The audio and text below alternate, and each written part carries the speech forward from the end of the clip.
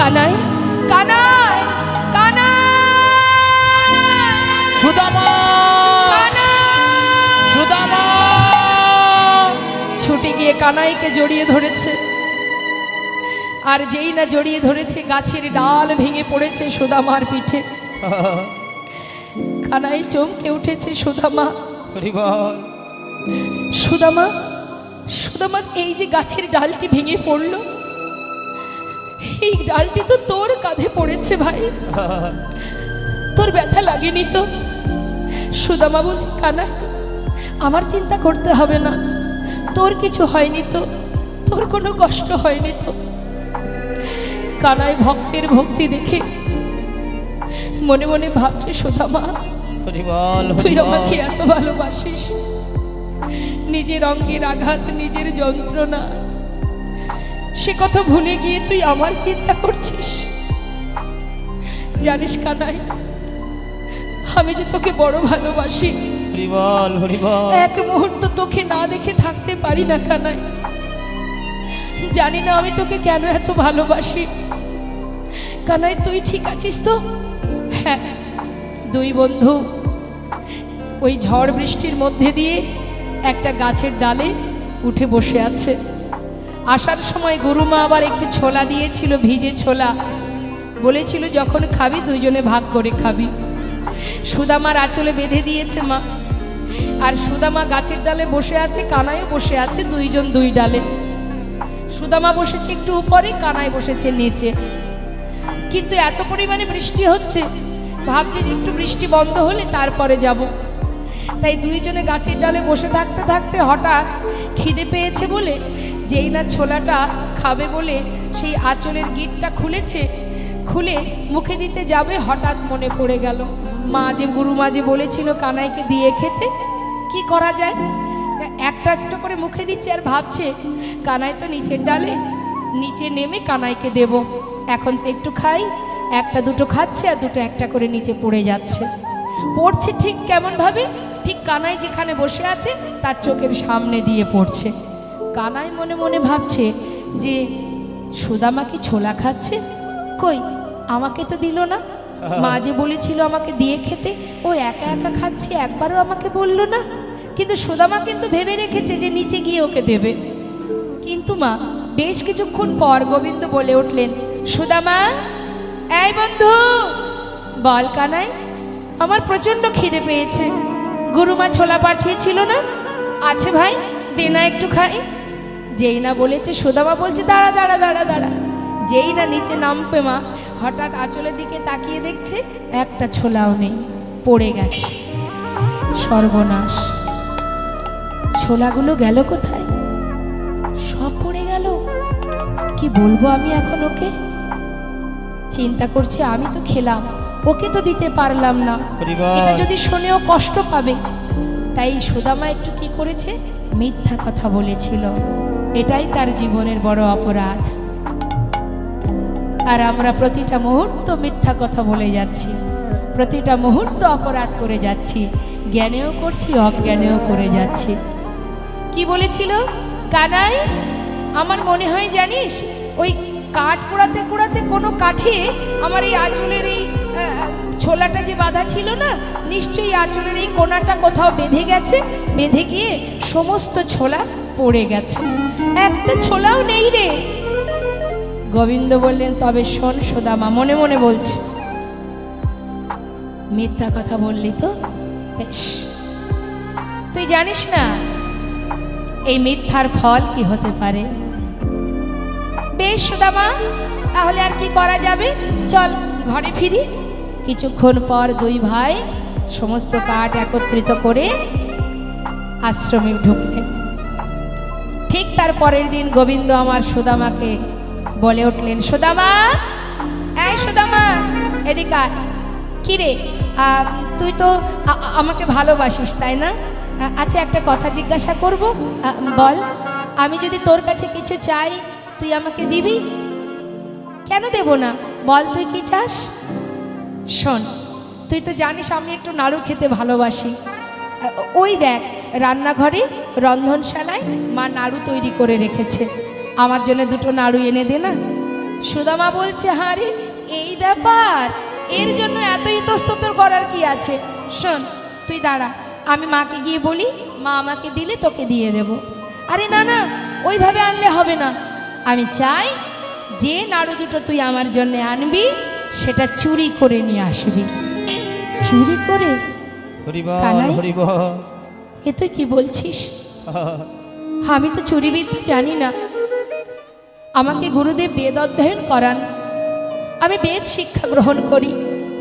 গুরুদেব বলেছেন যারা বেদ শিক্ষা গ্রহণ করে তাদের বাক্য ব্রহ্ম, মিথ্যা কথা সেই বদনে বলতে নেই, কখনো মিথ্যার প্রতি আপোষ করতে নেই। আমি চুরিবিদ্যা তো জানি না, আমি চুরি করতে পারবো না। কানা তুই দাঁড়া, তুই তো নাড়ু খাবি, আমি তোকে যেমন করে হোক এনে দেব। বললাম না চুরি করে আনবি। আর যদি তুই এটুকু করতে না পারিস তাহলে তুই আমাকে কত ভালোবাসিস সে প্রমাণ আমার পাওয়া হয়ে যাবে। বেশ, তাহলে আমি তোকে সত্যি ভালোবাসি কি না সেই প্রমাণ নিতে চাস? দাঁড়া, তুই এখানে দাঁড়া, আমি চললাম ভেতরে, তোর জন্য নিয়ে আসবো। চুরি করতে যাব, কোনোদিন যেটা করিনি, তোর জন্য করব ভাই। হরিবল হরিবল। তাই যদি দেখিস কেউ আসছে আমাকে একবার জানাবি, কেমন? চললাম। এই বলে ভেতরে গেছে।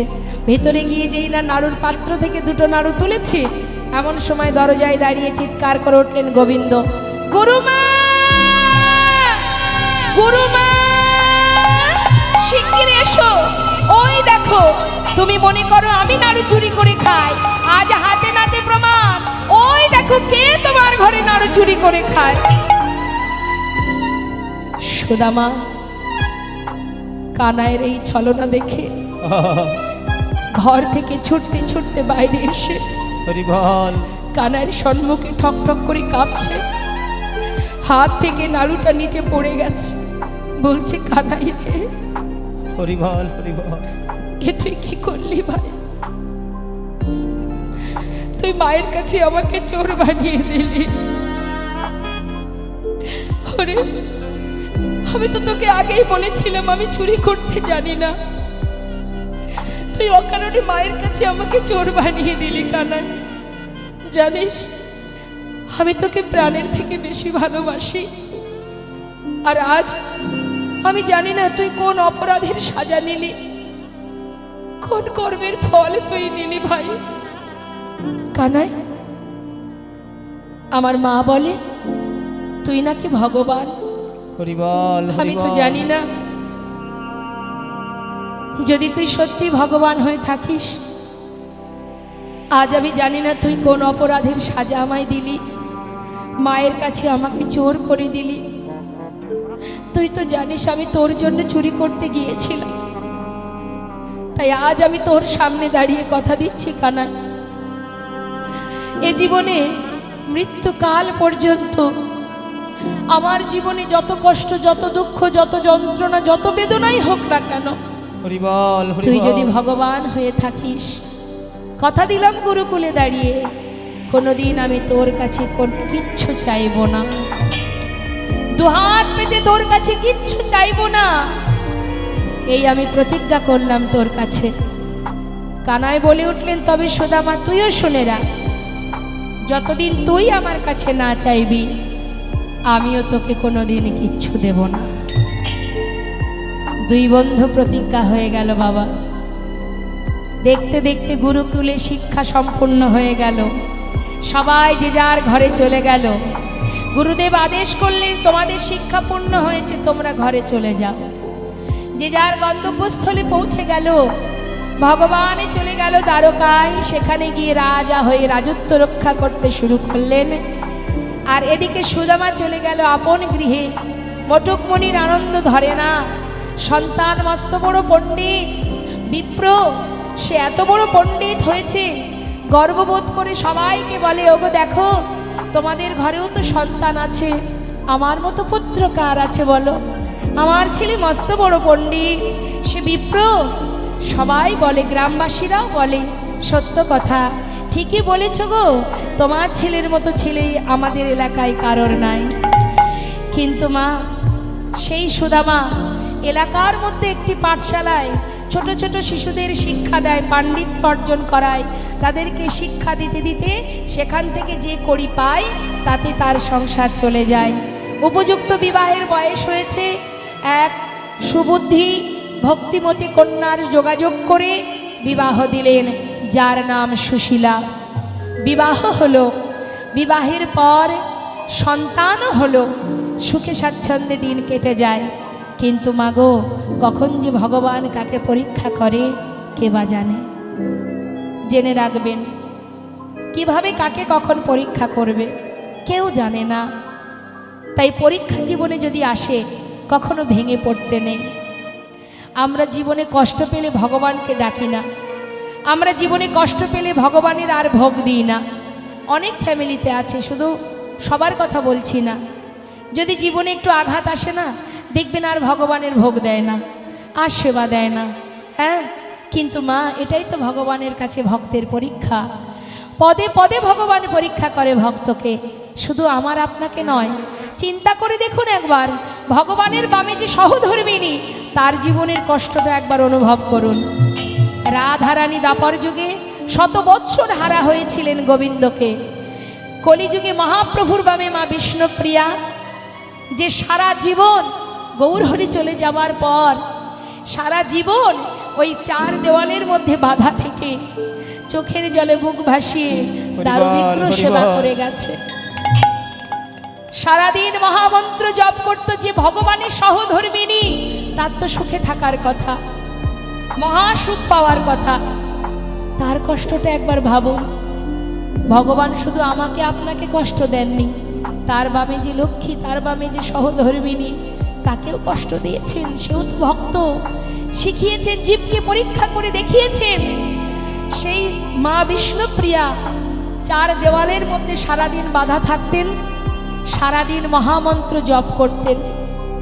আর ওই মহামন্ত্র জপ করতেন, আর মহামন্ত্রের শেষে গিয়ে একটা করে তণ্ডুল আলাদা করে রাখতেন মা। সারাদিন পর যতটুকু তণ্ডুল হতো রন্ধন করে বাড়ির যে শাশুড়ি মা, সচিমা, তাকে সেবা দিতেন। বাড়ির কাজের ঈশান, কাজের যিনি ছিলেন পৌরাণিক ভৃত্য, সেই ঈশানকে দিতেন। অবশেষে যেটুকু থাকতো নিজে আহার করত। কেন? সামান্য একটুকু নিজে সেবা করত, কেন জানেন? যাতে আমি প্রাণটা বাঁচিয়ে রাখতে পারি, যাতে আমার প্রভুর সেবা দিতে পারি। এই ছিল ভজন। রাম অবতারে প্রভু রামচন্দ্রের বামে মা সীতা, তার কষ্টটা একবার ভেবে দেখেছেন? সারা জীবন বনবাসে থেকে অবশেষে অগ্নি পরীক্ষা হলো, তারপরেও তাকে আবার পাতালে চলে যেতে হলো। হাজার হাজার চাবুকের আঘাত সহ্য করলো হরিদাস ঠাকুর। সামান্য হরিতকি সঞ্চয়ের কারণে যাকে ঘরের মধ্যে বসে বসে কাঁদতে হয়েছিল, প্রতিটা ভক্তকে পদে পদে ভগবান পরীক্ষা করে। যে ভক্ত হাল ছেড়ে দেয় না, সেই তো গোবিন্দের চরণ লাভ করতে পারে। তাই মাথায় রাখতে হবে, আঘাত যতই দাও শক্তি দিও সহিবারে। তুমি শক্তি দাও প্রভু, আর কিছু চাই না। হে দয়াময়, শুধু শক্তি দাও। যদি শক্তি দাও, যেন তোমার নাম স্মরণ করে থাকতে পারি, আর কিছু চাই না। দুটি নয়ন জলে ধুইয়ে দেব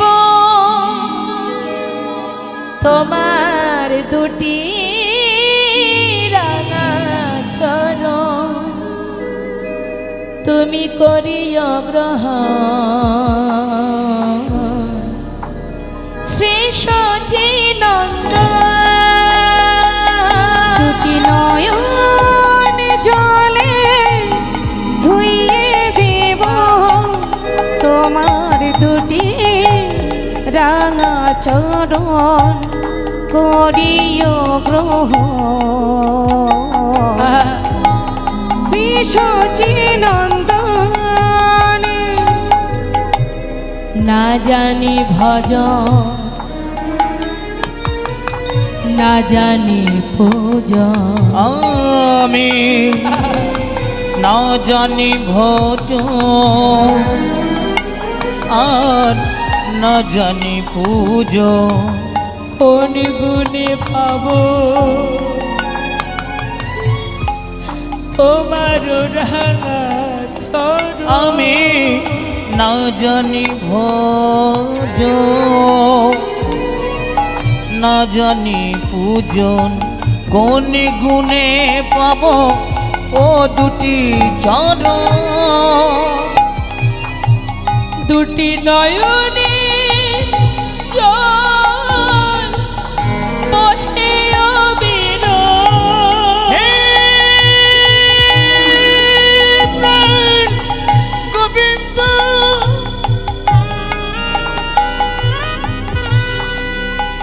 তুমি একবার কৃপা করো তুমি ছাড়া আমার আর কেহ নাই। হরি বল। হে কি পাব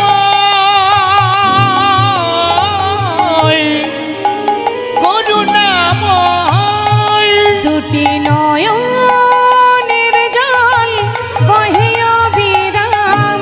ওগো মানি না বারণ শ্রী সচিনন্দ।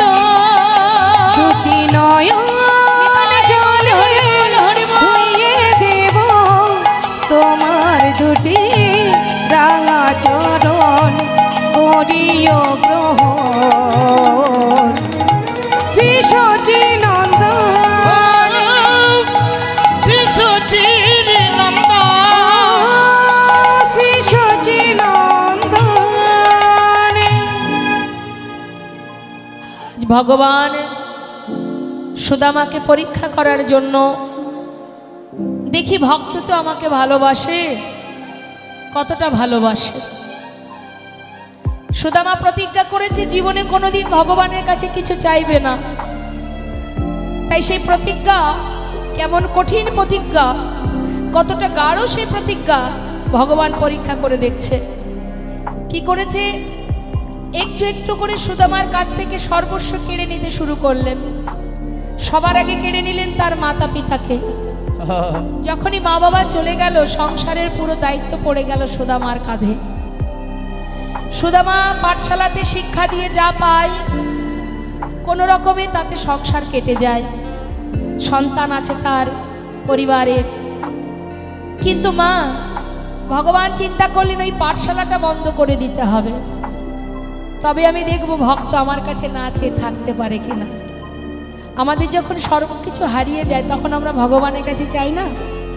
তাই ভগবান পরীক্ষা করছে, ভক্ত যে প্রতিজ্ঞা করেছে চাইবো না, আমি যদি সব কেড়ে নিই ও নিশ্চয়ই চাইবে আমার কাছে। দেখি কত সময় না চেয়ে থাকতে পারে। তাহলে কি হলো, মাতা পিতা বিয়োগ হলো, রইল বাকি পাঠশালা। পাঠশালাটা যখন বন্ধ হয়ে গেল, কোনো না কোনো কারণবশত পাঠশালা বন্ধ হয়ে গেল। যেই না বন্ধ হয়ে গেল, এবার সংসারে সন্তান আছে, স্ত্রী আছে, তাদের মুখে অন্ন জোগাবে কেমন করে? বাধ্য হয়ে ভিক্ষার ঝোলা কাঁধে উঠে গেল। কিন্তু মা নিঃশ্বাসে প্রশ্বাসে কৃষ্ণ কৃষ্ণ, কত দৃঢ় বিশ্বাস, কত ভক্তি, কত প্রেম, কত ভালোবাসা। কি কঠিন ভালোবাসা!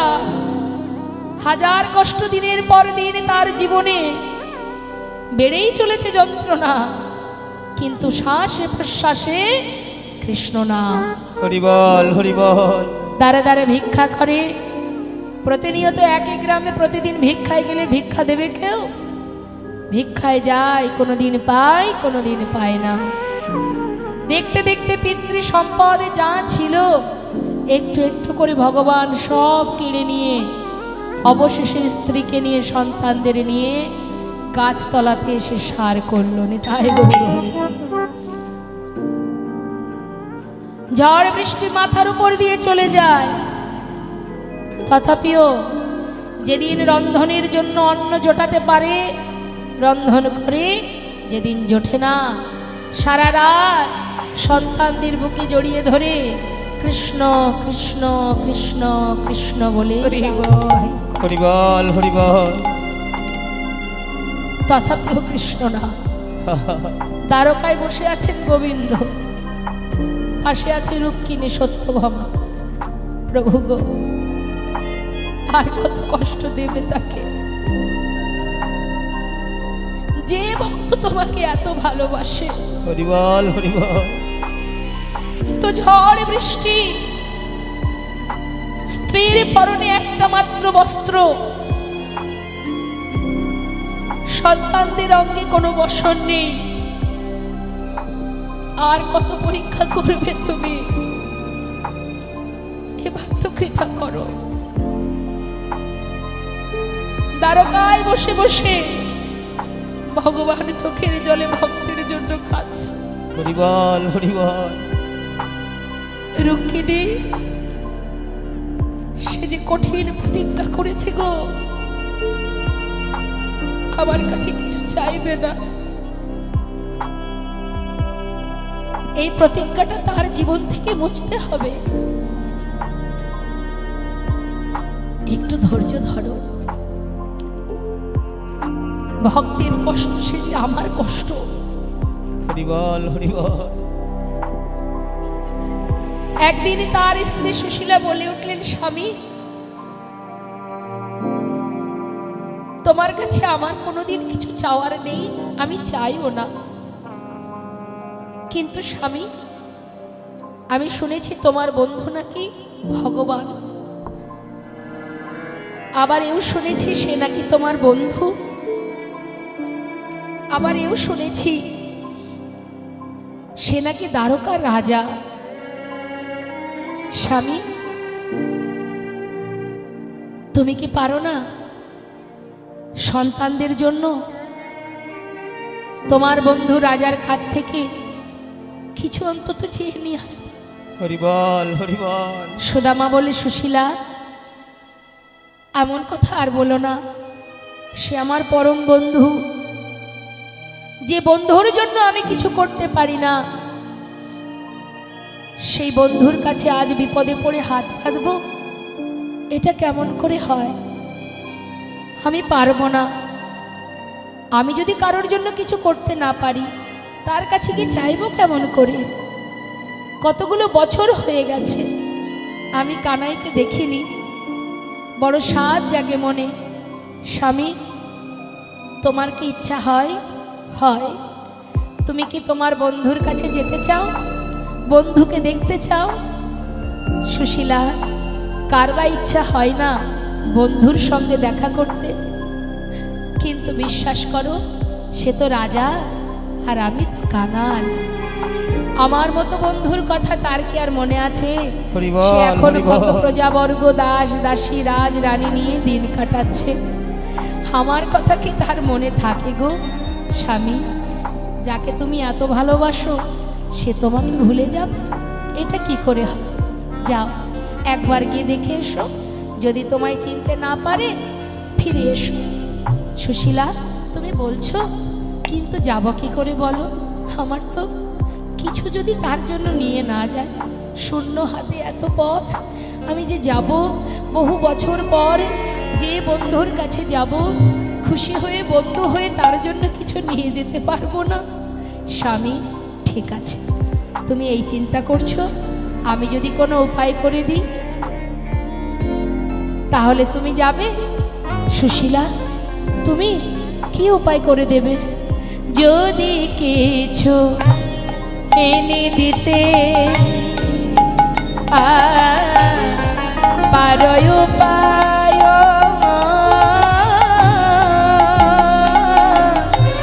যদি কিছু এনে দিতে তুমি পারো উপায়, তবে সে করিতে পারি দ্বারকায় গমন। ওই না, আমি তবে সে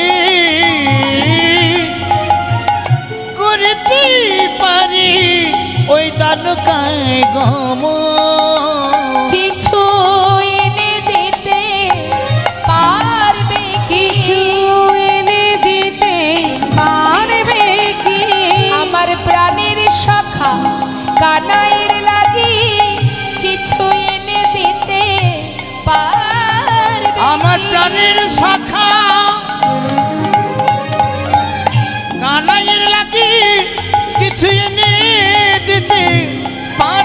কি তবে সে করতে পারি ওই দ্বারকায় গমন বলো না তবে সেই করতে পারি দ্বারকায় গমন। ধনী পরিবারের কন্যা সুশীলা ভগবানের চরণে শিবের চরণে সেবা দিত মা, শিবের পূজা করতো আর ভগবানকে জানাতো, হে প্রভু যদি কোনো সংসারে তুমি আমাকে পাঠাও, এমন স্বামীর হাতে আমাকে দেবে, সে যদি অর্থশালী না হয়, ধনবান না হয়, আমার কোনো দুঃখ নেই, কিন্তু সে যেন সত্যবাদী হয়, সে যেন কখনো মিথ্যা কথা না বলে।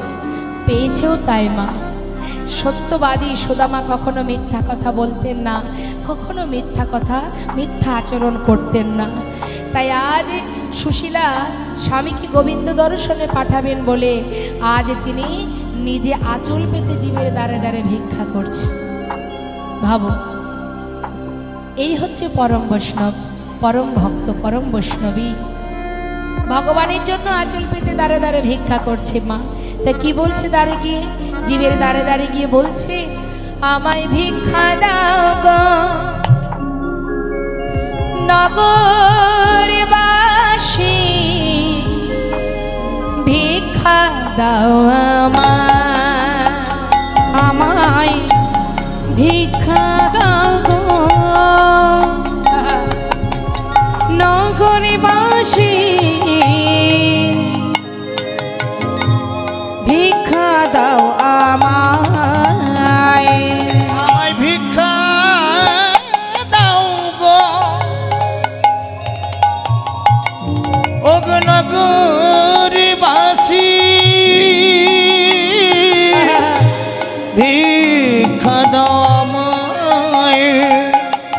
যেই না বলেছে ভিক্ষা দাও, সঙ্গে সঙ্গে কি করেছে মা, যার বাড়ির সামনে গিয়ে আঁচল পেতে ভিক্ষা চেয়েছে সেই বাড়ির দরজা বন্ধ করে দিয়েছে, মুখের উপরে দরজা বন্ধ করে দিয়ে বলছে,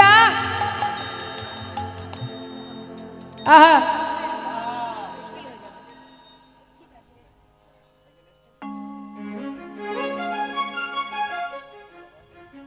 এখন আসতে হবে না, দেওয়ার ইচ্ছা হলে লীলা শেষে দেবেন।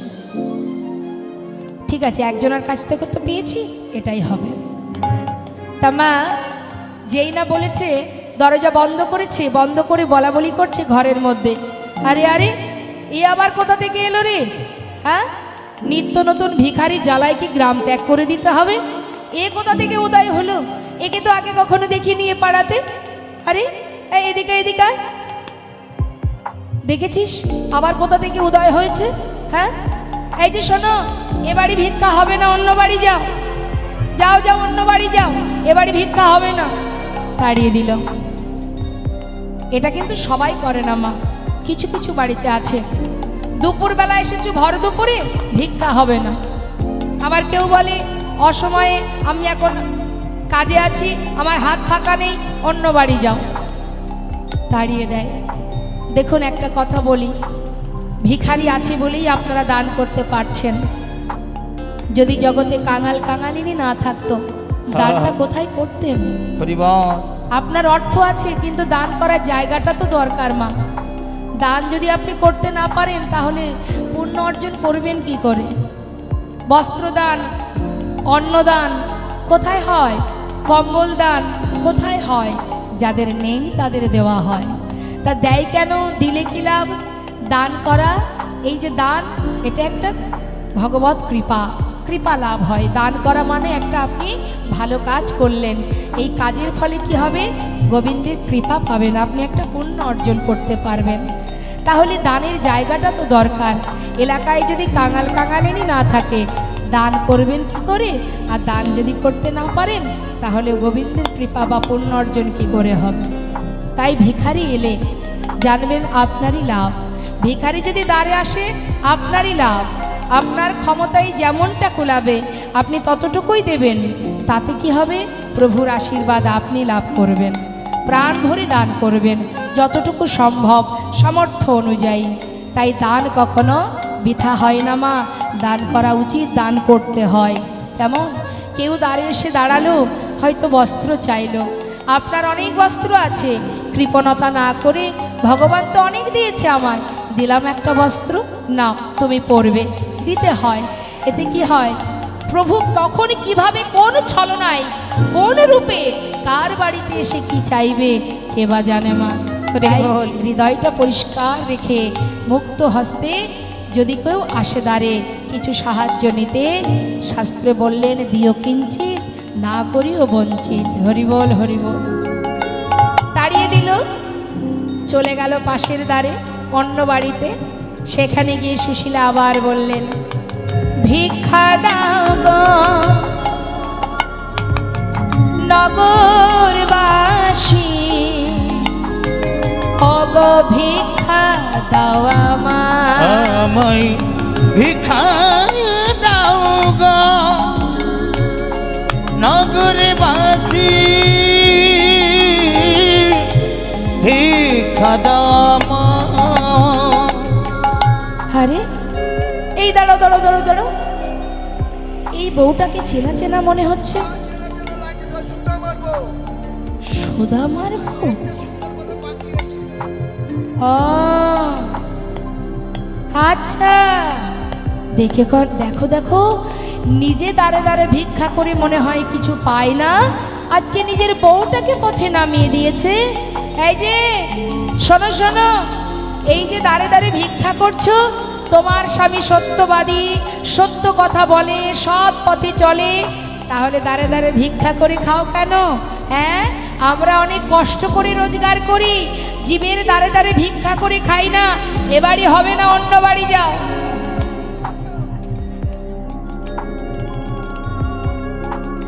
তাড়িয়ে দিল আবার। সুশীলা বলে উঠলেন, দেখো ঠিকই বলেছ, শোনো, আমার স্বামী যেমন সত্যবাদী, আমিও সত্যবাদী। আমার স্বামী যেমন মিথ্যা বলে না, আমি তার স্ত্রী, আমিও তোমায় মিথ্যা বলবো না। আজকের যে ভিক্ষা, এ তো আমার জন্য নয়, আমার পরিবার আমার সন্তানের জন্য নয়। আজ আমি কার জন্য এসেছি জানো? শুনে রাখো, তোমাদের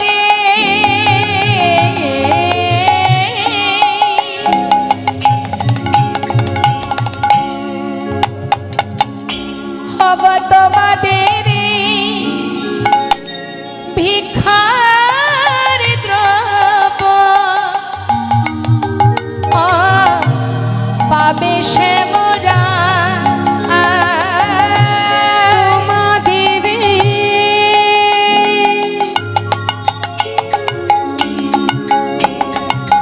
ভিক্ষা দ্রব্য পাবে সে মোরা, ভিক্ষা দাও আমায়, তোমরা ভিক্ষা দাও গো নগরবাসী, ভিক্ষা দাও আমায় একবার, ভিক্ষা দাও আমায় একবার, ভিক্ষা দাও আমায় একবার, ভিক্ষা দাও আমায়। সবাই তার গ্রামে কৃষ্ণ ভক্ত, মানে সবাই তার গ্রামে নিষ্ঠুর হতে পারে না মা। গ্রামে সবাই যে অভক্ত তা তো নয়। কিছু কিছু ভক্ত পরিবার মনে মনে ভাবলেন যে সুদামা প্রতিদিন ভিক্ষা করে, হ্যাঁ, আজকে তার স্ত্রী এসে যখন বলছে কথাটা, সত্য তো হতেও পারে। আর যদি আমরা কিছু দিই, এটা যদি ভগবানের সেবায় লেগে যায়, তাহলে আমাদের মানব জনম ধন্য হবে। কয়েক বাড়ি থেকে শুকনো চিড়ে সুশীলার আঁচলে দিয়ে গেলেন। সেই শুকনো চিড়িগুলো নিয়ে ঘরে এসে বললেন, স্বামী, আজ যা ভিক্ষা করেছি, এই ভিক্ষার একটি দানাও তুমি, আমি, আমার সন্তান, আমরা কেউ সেবা করব না। যার জন্য এনেছি তার জন্য নিয়ে যাও। নিতাই গৌর হরিবোল হরিবোল। ভক্তি ভরে যদি কোনো জীব ভগবানের জন্য যাই করুক না কেন, যেমনটাই দিক না কেন, একবার চিন্তা করুন মা, সবরই রেঠো কুল সেবা করেছিলেন প্রভু রামচন্দ্র।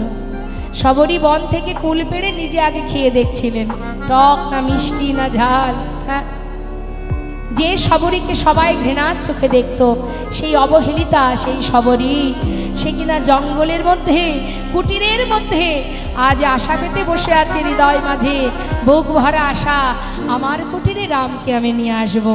খাওয়াবো কি না, বন থেকে কুল পেড়ে নিজে খাচ্ছে, খেয়ে দেখছে টক না মিষ্টি, যেটা দেখছে মিষ্টি কুল অর্ধেকটা খেয়েছে, আর সেই বাকি এঁঠো অর্ধেকটা গুছিয়ে রেখে দিচ্ছে। কেন?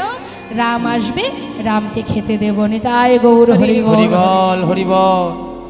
শুধু তাই নয়, বন থেকে ফুল তুলে সেই পাপড়িগুলো ছড়িয়ে রেখেছে, আমার কুটিরে আসতে রামের পায়ে যদি ব্যথা লাগে, প্রভু রামচন্দ্র তিনি স্বয়ং নিজে এসে শবরীর সেই উচ্ছিষ্ট ফুল সেবা করেছিলেন মা। তাই তুমি ভালোবেসে ভগবানকে যেমনটাই দাও না কেন, যেটুকু দেবে যেমনভাবেই দাও, যদি তোমার হৃদয়ে যদি ভক্তি থাকে, ভালোবাসা থাকে, আর কিছু দরকার নেই। বিদুরের ঘরে শাকন্য সেবা করেছিল, বিদুরের স্ত্রী কলার খোসা দিয়েছিল, সেটাই ভগবান সেবা করেছিলেন। ভাবতে পারেন সেই কলার খোসা সেবা করেছিলেন কেন? না তার মধ্যে তো ভক্তি ছিল, প্রেম ছিল, তাই তিনি সেবা করেছিলেন।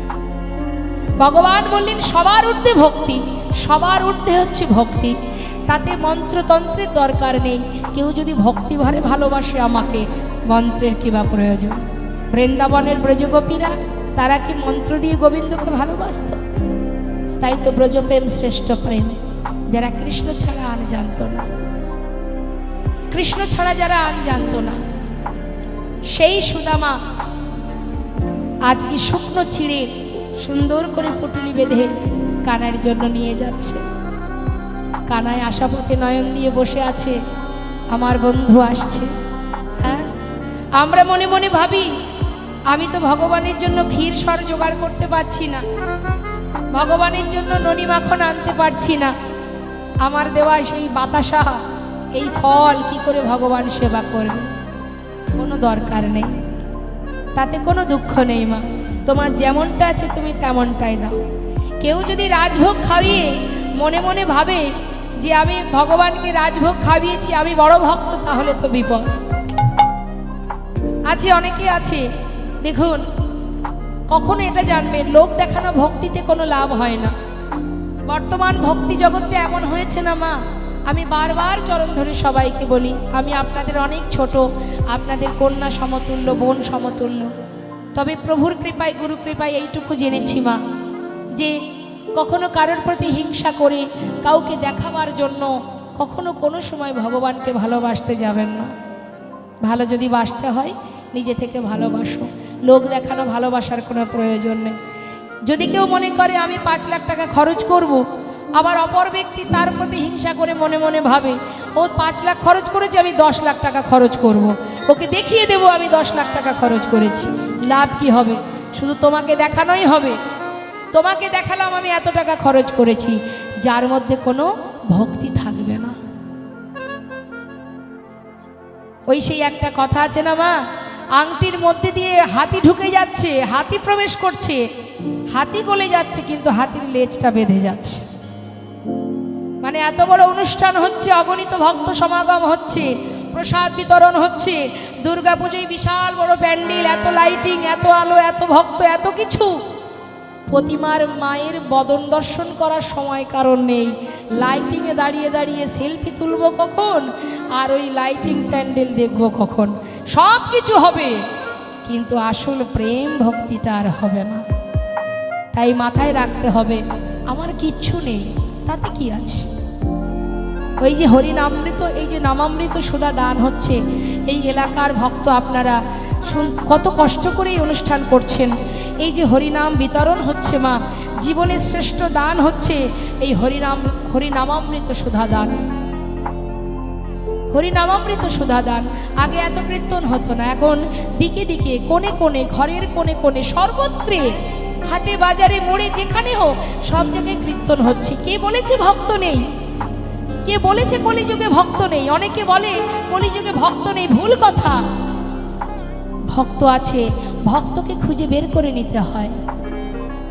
জগতে ভক্ত আছে, কত দিকে আমরা যাই, কত লাখো লাখো ভক্ত, কি বলবো তাদের কথা মা। তারা কোথায় বড় বড় বক্সগুলো আছে তার উপরে উঠে বসে আছে দুটো কৃষ্ণ কথা শ্রবণ করার জন্য। গাড়ি রিজার্ভ করে চলে আসছে, বসার জায়গা পাচ্ছে না, ঠেলাগুতো করছে, কিভাবে যাবে সেখানে গিয়ে একটু কৃষ্ণ নাম শুনবে। ভক্ত নেই কি বলেছে?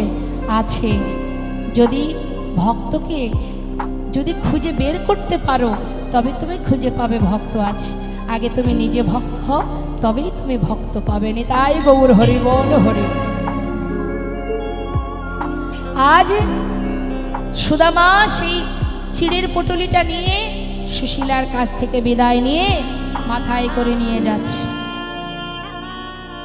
চোখের জলে বুক ভাসিয়ে কাঁদছে।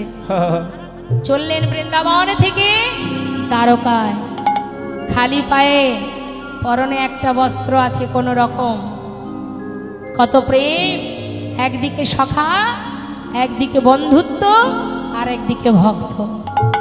একবার দেখা দে রে ভাই কানাইয়া, দেখা দে আমার। একবার দেখা দে রে ভাই কানাইয়া, দেখা দে আমার। একবার দেখা দে রে হরি কানা,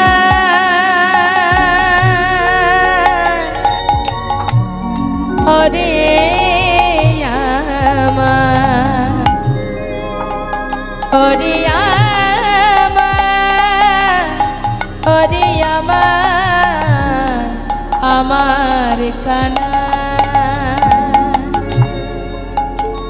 দেখা দে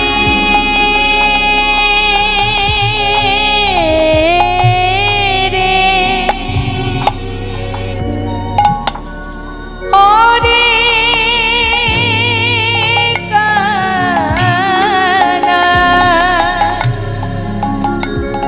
একবার দেখা দে ওরে কানা, ওরে কানাই রে। দেখা দে রে ভাই কানাইয়া, দেখা দে আমায়। ওরে জীবনে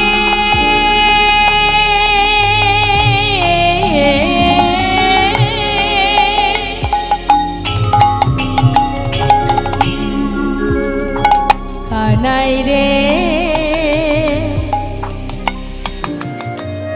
ওরে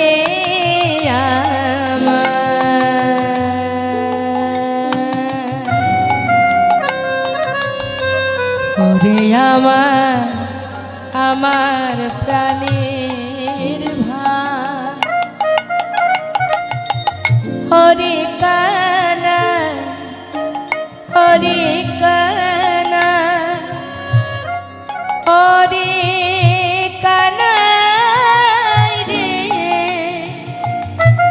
হরে ওরে আমার, ওরে আমার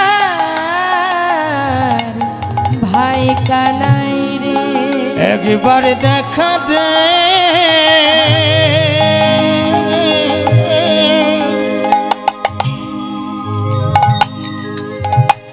ওরে আমার জীবন কানাই, ওরে আমার মরমিয়া, মরমিয়া কানাই রে। দেখা দে রে ভাই কানাইয়া, দেখা দে আমার। এ জীবনে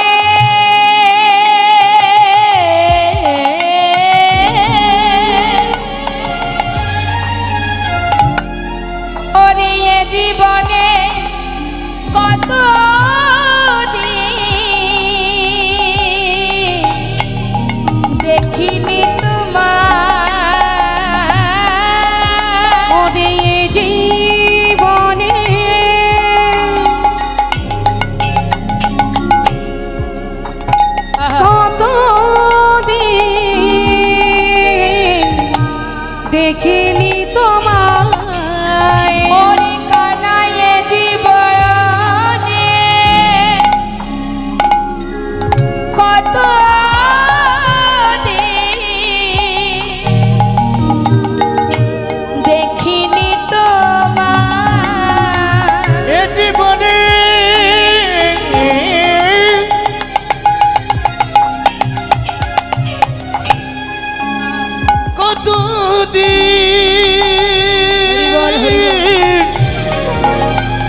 কেন দেখিনি তোমার আহা, দেখা দে আমার একবার দেখা দে রে নিতাই ভাই গৌর হরি বল, কানাইয়া হরি বল। দেখা দে আমায় একবার দেখা দে আমায় একবার দেখা দে আমায় একবার দেখা দে আমায় পথে যেতে যেতে যাকে পাচ্ছে তাকে ডেকে জিজ্ঞাসা করছে, বলো না দ্বারকা কত দূর?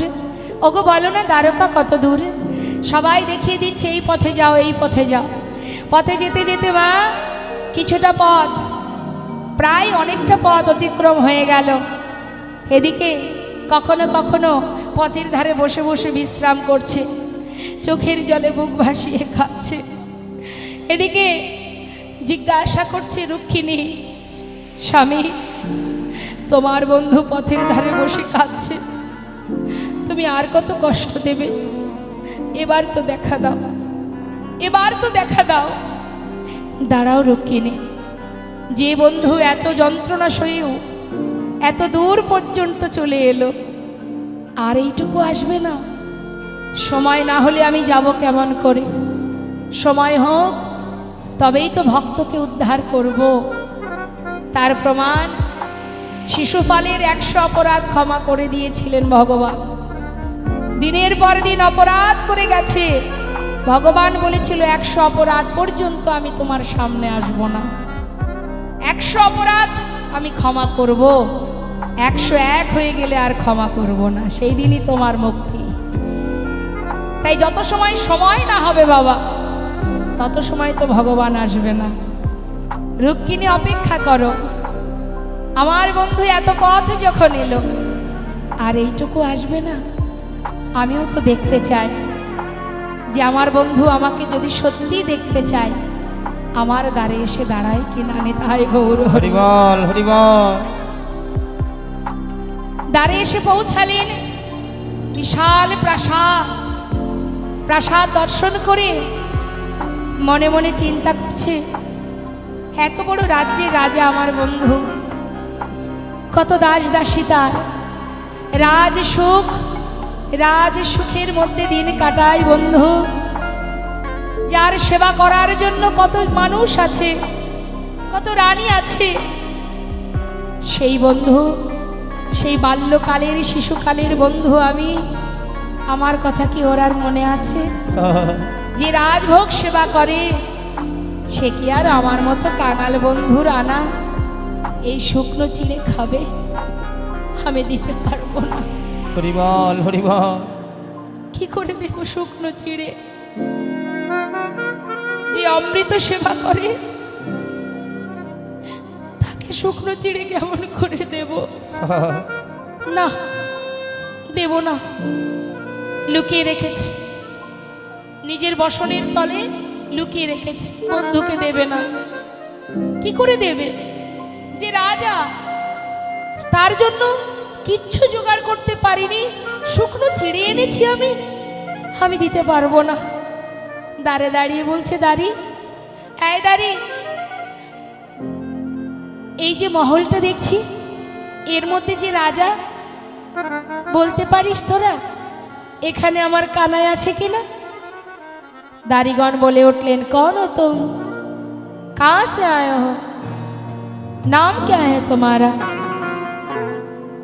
দেখ আমাকে চিনবি না, আমি ওই বৃন্দাবন থেকে আসছি, বল না এখানে আমার কানাই আছে? इधर कोई कानाई वानाई नहीं है, वो जो राजा है ना उसका नाम है कृष्ण। कृष्ण জানিস? এই দাঁড়ি, যে কৃষ্ণ সেই হলো কানাই, সে আমার প্রিয় বন্ধু, আমাকে একবার ভিতরে যেতে দে না। দ্বারকাবাসী সবাই অট্টহাসি হাসছে মা। সারা গায়ে নোংরা কাদামাটি লেগে আছে, গায়ে দুর্গন্ধ, সে কিনা রাজপ্রাসাদের ভিতরে ঢুকতে চায়, তাই না দেখি সবাই হাসছে। দোয়ারপাল যারা দাঁড়ি, যারা পাহারাদার, তারা হাসছে, বলছে শোনো চলে যাও, এখান থেকে চলে যাও, দূরে সরে যাও। কিছুতেই শুনছে না। মহাজন লীলার পাশে দাঁড়িয়ে বলছে, দেখো দেখো এ গরিবি, हे गरीबी का हल कृष्ण की द्वार पे विश्वासी लेके आया हूँ। बचपन किया शिशुकालेर बंधु है मेरा शाम, यही सोच के आस करके आया हूँ। अरे द्वार पालो कन्हैया से कह दो, हो अरे द्वार पालो कन्हैया से कह दो, अरे द्वार पालो कन्हैया से कह दो कि द्वार पे सुदामा करीब आ गया है। इधर पे सुदामा करीब आ गया है। अरे द्वार पालो कन्हैया से कह दो, ओ अरे द्वार पालो उस कन्हैया से कह दो, इधर पे सुदामा करीब आ गया है। दर पे सुदामा करीब आ गया हे है। भटकते भटकते न जानी कहाँ से, भटकते भटकते न जाने कहाँ से तुम्हारी महल पे करीब आ गया है। तुम्हारे महल पे करीब आ गया है।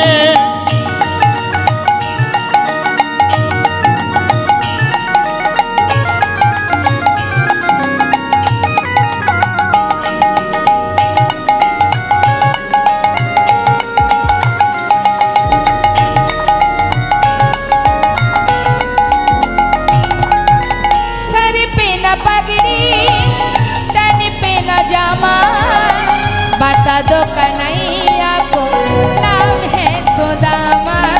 बता दो कन्हैया को नाम है सुदामा। सर पे न पगड़ी तन पे न जामा, बता दो कन्हैया को नाम है हो सुदामा। बता दो कन्हैया को नाम है सुदामा। न सर पे है पगड़ी न तन पे है जामा, बता दो कन्हैया को नाम है हो सुदामा। सर के न पगड़ी तंग पे न जामा, बता दो कन्हैया को नाम है सुदामा। बता दो कन्हैया को नाम है सुदामा।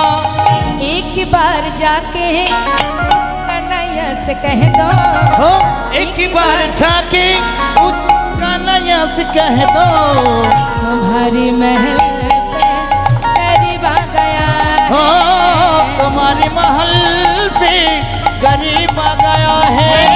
अरे द्वार पालो कन्हैया से कह दो, हो अरे द्वार पालो उस कन्हैया से कह दो, कि दर पे सुदामा करीब आ गया हो है। किधर में सुदामा करीब आ गया है। दर पे सुदामा करीब आ गया है। द्वारपाल বললেন সুদামাকে বললে তুমি দাঁড়াও আমি ভিতরে যাই। দ্বারপাল কি করলে সুদামা বলছে দেখো আমি যদি তার বন্ধু নাই হব, যদি কানাই বলে যে আমি তার বন্ধু নই আমি চলে যাব, তোমরা একজন অন্তত গিয়ে তার কাছে বলো যে তার বন্ধু সুদামা এসেছে। দ্বারপাল কি করলেন সুদামাকে বাইরে রেখে একজন ভিতরে যাচ্ছে মা, ভিতরে গিয়ে কানাইকে খবর দেবেন বলে মহারাজকে, হ্যাঁ তো মহারাজকে খবর দেবেন বলে যাচ্ছে। আর এদিকে ভগবান কৃষ্ণচন্দ্র আমার তিনি সিংহাসনে বসে আছেন, আর এদিকে রুক্মিণী সত্যভামা তিনি তারা গোবিন্দকে রাজবেশ পরিধান করাচ্ছেন, সাজাচ্ছেন গোবিন্দকে। তো সাজাচ্ছেন আর মহাজন বলছে দেখো দেখো আজ রুক্মিণী সত্যভামা সাজাচ্ছে ভগবানকে, তোমরাও যদি তোমাদের হৃদয় মন্দিরে ভগবানকে বসিয়ে সাজাতে পারো তোমরাও সাজাও। তা সাজাচ্ছে কিভাবে বলছেন সাজ মহান তুমি সাজ সাজ মোহন তুমি সাজ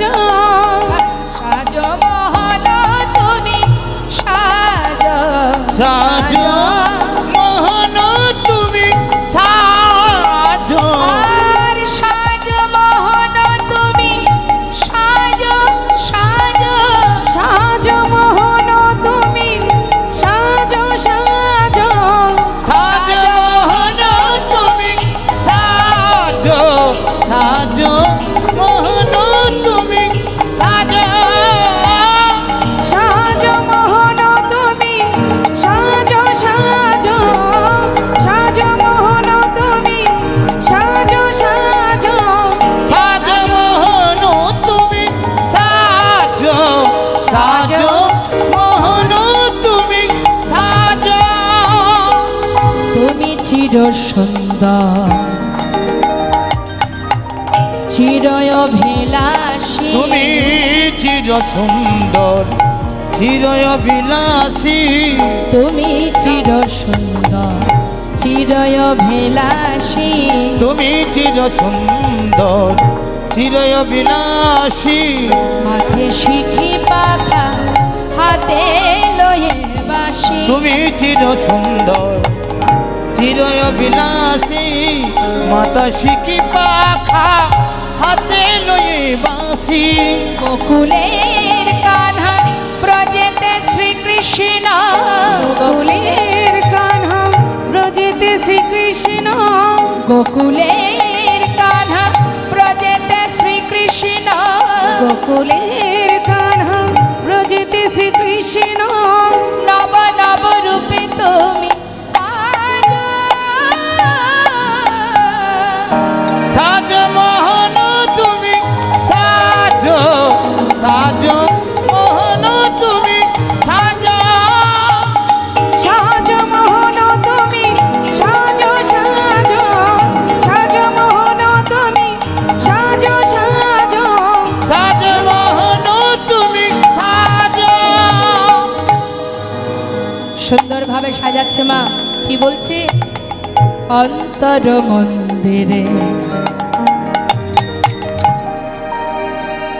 একবার ধর্মরতি অন্তর মন্দিরে ধর্মরতি তুমি অন্তর মন্দিরে ধর্মরতি অন্তর মন্দিরে ধর্মরতি প্রেমেরই প্রদীপে তোমার করিব আরতি অন্তর মন্দিরে ধর্মরতি প্রেমেরই প্রদীপ তোমায় করিব আরতি প্রণয়ের বিলাস চরণের দাসে প্রণয়ের বিলাস চরণের দাসে প্রণয়ের বিলাসী চরণের দাসী প্রণয়ের বিলাসী চরণের দাসে শ্রীমতী যে পূজারিণী আজ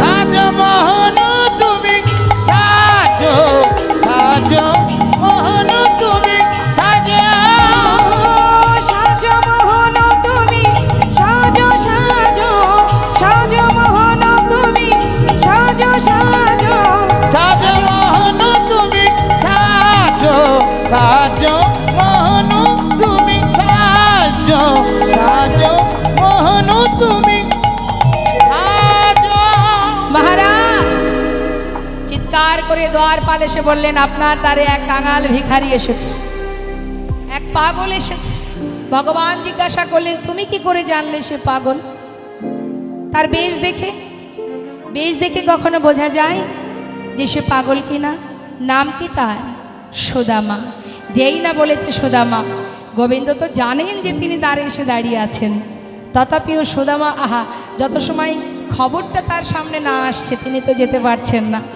তাই তিনি দেরি না করে কি করলেন এবার যেই না শুনেছে বন্ধু এসেছে মনের আনন্দে বন্ধুকে দেখবার জন্য কনক প্রচঙ্কে কৃষ্ণ আছিল বসিয়া কনকে প্রচঙ্কে কৃষ্ণ আছিল বসিয়া ভাইয়া চলিল দেখো সুদামা শুনিয়া ভাইয়া চলিল হরি বল হরি বল শুনিয়া আইয়া চলিল দেখো সুদামা শুনিয়া ধে ধে চলিল ধে ধে চলিল ধে ধে চলিল ধে ধে চলিল ওই না সুদামা সুদামা বলে ধেয়ে ধেয়ে চলিল সুদামা সুদামা বলে ধে ধে ওই চলিল না ভাইয়া চলিল দেখো সুদামা শুনিয়া ভাইয়া চলিল দেখো সুদামা শুনিয়া সুদামা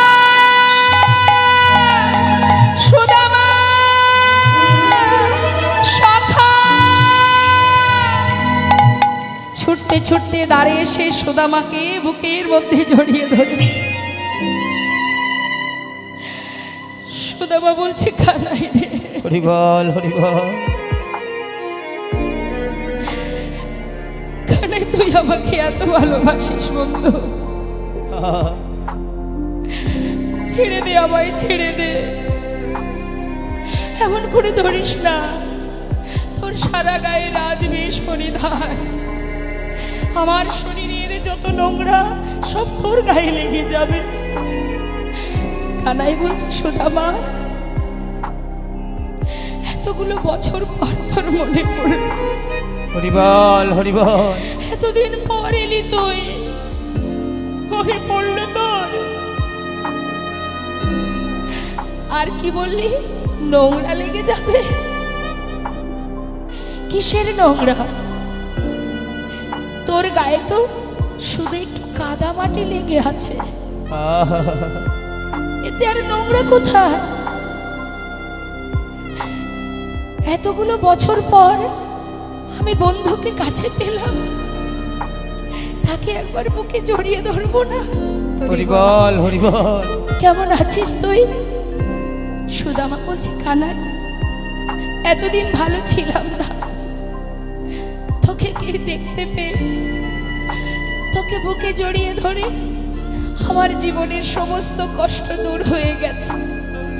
আজ আমি অনেক ভালো আছি, অনেক সুখে আছি, আমি ভালো আছি কানাই। চল ভিতরে চল। ভিতরে?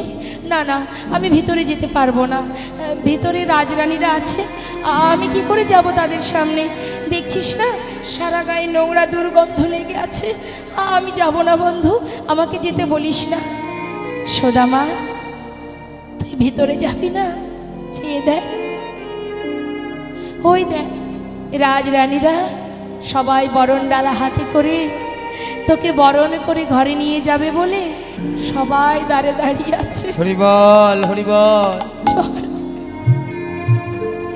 সুদামাকে জোর করে ভিতরে নিয়ে গেলে রুক্মিণী সত্যভামা সুদামাকে বরণ করছে। দ্বারকাবাসী দেখে অবাক বাবা, সবাই এক দৃষ্টিতে তাকিয়ে মনে মনে বলছে, আমাদের মহারাজ এত বড় হৃদয় তার, এক কাঙাল বন্ধুর কথাও সে ভুলে যায়নি, আজ তাকে বুকের মধ্যে জড়িয়ে ধরলো। সকলে তাকিয়ে আছে, চোখের জলে বুক ভাসিয়ে কাঁদছে দুই বন্ধুর ভালোবাসা দেখে। রুক্মিণী সত্যভামা বরণ করবার পর গোবিন্দ সুদামাকে নিয়ে ঘরের ভিতরে নিয়ে গিয়ে ভগবানের যে রাজ সিংহাসন তার উপরে সুদামাকে বসাচ্ছেন। সুদামা তো বসতেই চাইছে না। কি করে সম্ভব কানাই? তুই তো রাজা, তোর সিংহাসনে আমি বসতে পারি না, আমি যে কাঙাল, আমাকে ওই আসনে বসাস না। আমি না তোর বন্ধু, তুই না আমার বন্ধু, বন্ধুর মধ্যে কখনো পার্থক্য থাকে? চল চল বলছি, আমি যে আসনে বসি তুইও সেই আসনে বসবি। পাতা আসনে বসিয়েছে মা, সোনার সিংহাসনে। সোনার সিংহাসনে বসেছে হাত পা গুটিয়ে। একবার ভেবে দেখুন, জীবনে যার কপালে চেয়ার জোটেনি মা, আজ সে বসেছে সোনার সিংহাসনে। হরিবল হরিবল। তাহলে জগতে কাঙালকে? যে গাছতলাতে থেকে ভগবানের সোনার আসনে গিয়ে বসেছে সে কাঙাল, নাকি যে সাধের পাঁচতলা মায়ার সংসারের পাঁচতলা বাড়ি করে এসে ঘরে জীবন কাটিয়ে জীবনের শেষ দিন তাকে ঘাড় ধরে ওই তুলসী তলাতে নিয়ে চলে আসে, সে জগতের ধনী? কে ধনী? এই জগতের মায়ার বালিশ মাথায় দিয়ে যে জন সাধের সংসার পাতিয়ে আমরা বসে আছি, আমাদের কিচ্ছু নেই মা, জীবনের শেষের খাতায় সবই শূন্য।